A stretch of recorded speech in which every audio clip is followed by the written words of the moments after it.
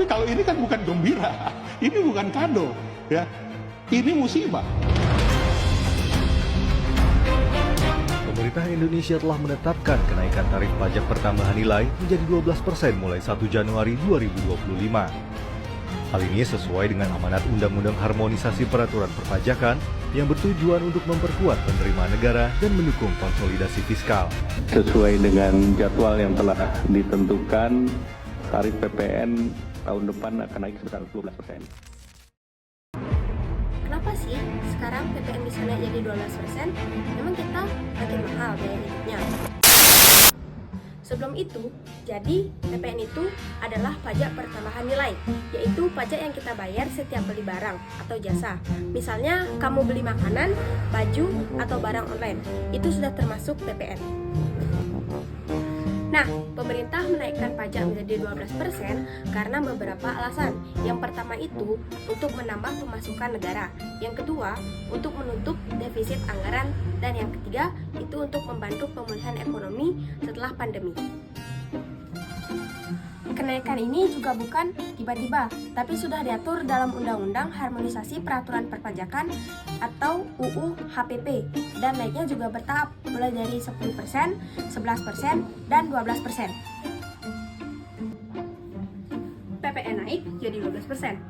Tapi sebenarnya kayak gimana sih kondisi ekonomi Indonesia sampai pajak harus dinaikkan?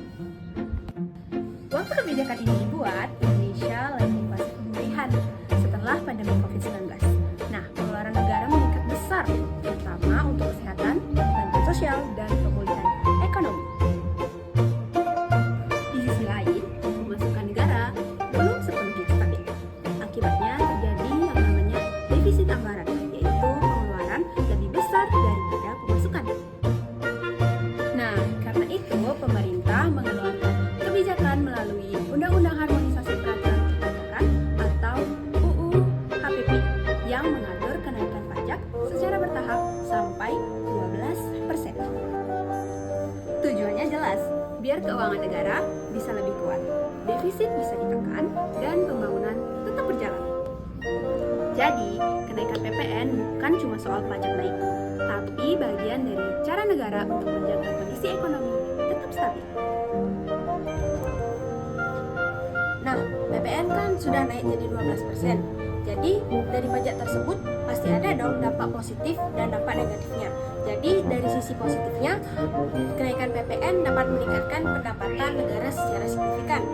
Nah, PPN merupakan salah satu sumber penerimaan terbesar karena dikenakan pada konsumsi barang dan jasa.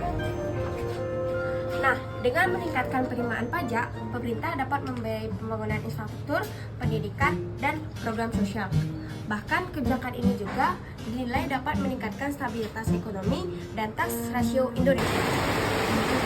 Namun, di sisi lain, kenaikan PPN juga memiliki dampak negatif terhadap masyarakat. Nah, kenaikan tarif pajak ini berpotensi menyebabkan harga barang dan jasa menjadi naik, sehingga daya beli masyarakat menjadi turun. Data menunjukkan bahwa konsumsi masyarakat bisa turun sekitar 3,2% dan pertumbuhan ekonomi berpotensi melambat sekitar 0,2% akibat kenaikan PPN. Selain itu, kenaikan harga juga dapat memicu inflasi dan meningkatkan biaya hidup, terutama bagi masyarakat yang berpenghasilan rendah. Nah, sedangkan untuk ekonomi, kenaikan PPN juga dapat mengubah pola konsumsi masyarakat.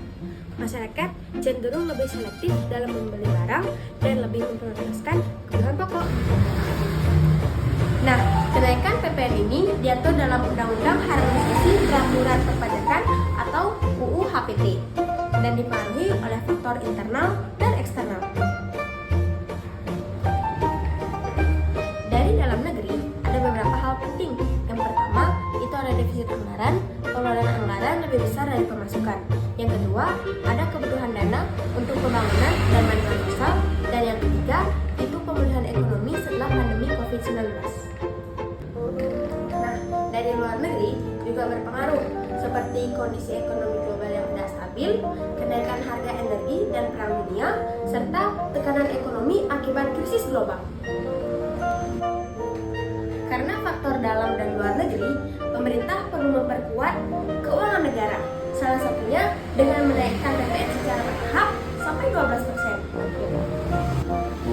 Nah, PPN udah naik nih jadi 12%. Tapi kedepannya apa sih yang harus diperbaiki supaya masyarakat nggak terbebani? Nah, kebijakan pajak memang diperlukan di setiap negara, tetapi perlu diperbaiki agar tetap adil dan efektif.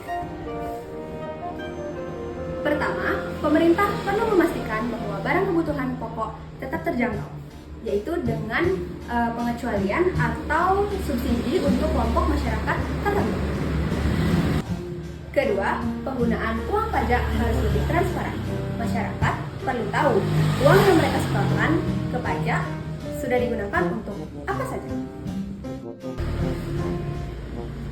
Ketiga, pemerintah juga harus menghemat pengeluaran yang tidak penting, supaya beban pajak tidak hanya ditanggung oleh masyarakat.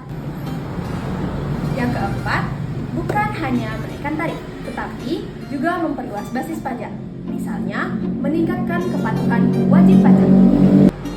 Yang kelima, yaitu berikan dukungan kepada UMKM agar mereka tetap bertahan meskipun pajak lagi naik. PPN naik menjadi 12% sebagai kebijakan pemerintah untuk memperkuat keuangan negara akibat defisit dan tekanan ekonomi. Namun, tetap perlu diimbangi dengan kebijakan yang adil, transparan, dan melindungi masyarakat.